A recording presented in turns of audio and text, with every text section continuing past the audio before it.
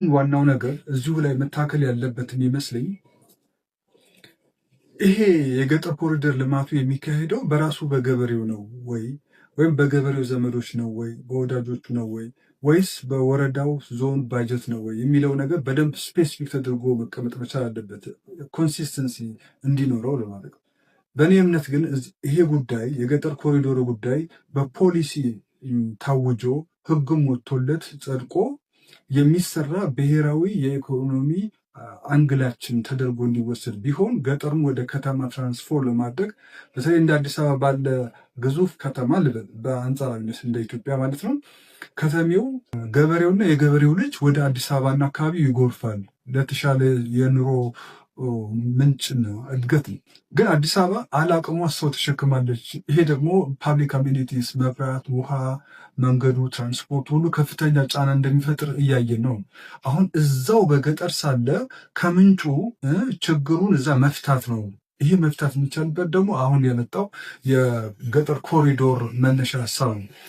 እንደ መፍትሄ ወይም ዘላቂነቱ ላይ ለመናገር ያክል አሁን መሬትና ጉልበቱን ይዞ ገበሬ ባለሀብት ደግሞ ካፒታልና ፋይናንሽል አቅሙን ማለት ካፒታል ሲባል ፋይናንሻል ካፒታልና ፊዚካል ካፒታል ማለት ነው። ማሽነሪ እና ገንዘብ ሊሆን ይችላል። ገበሬና ባለሀብት ሀብቱን አቀናጅተው በገጠር የግብርና አክሲዮን ኢንዱስትሪ ማህበራት እንዲቋቋሙ ቢደረግና የግብርና ምርቶቹን እዛው ፕሮሰስ እየተደረገ ሲሄድ ገቢ ማምጨት አቅም ስለሚኖር እዛው ሳለ ደግሞ ትምህርት፣ ጤና የማስፋፋት እድል አለው እና ይሄ የገጠር ኮሪዶሩ በዚህ መሰረት ምርታማ እየሆነ ይሄዳል እንጂ ገበሬው ልጆቹን ዘመዶቹን ገንዘብ እያስቸገረ ይሰራ በልመና ለማለት አይ ቲንክ ፕሮዳክቲቪቲውም የሞራል አንዳንድ ጉዳዮች ስለሚኖሩ ስራው በአጭሩ የመታነቅ እድል እንዳይኖረው በፖሊሲ ደገፍ በዚህ መልኩ ነው።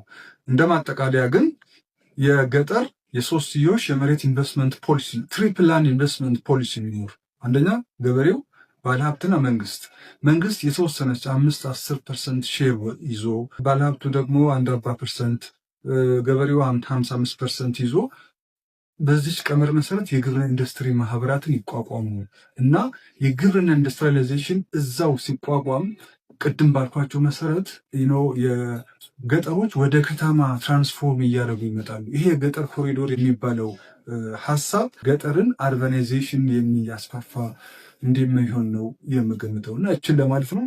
ጥሩ ሀሳብ ነው፣ ደግፍ ያለው። መቼም ሁሉ ነገር እየተቃወሙ መኖር አይቻልም። ይበርታ ነው የሚለው። ይሁ ነው። ፎሎ አርጎፍ ዜር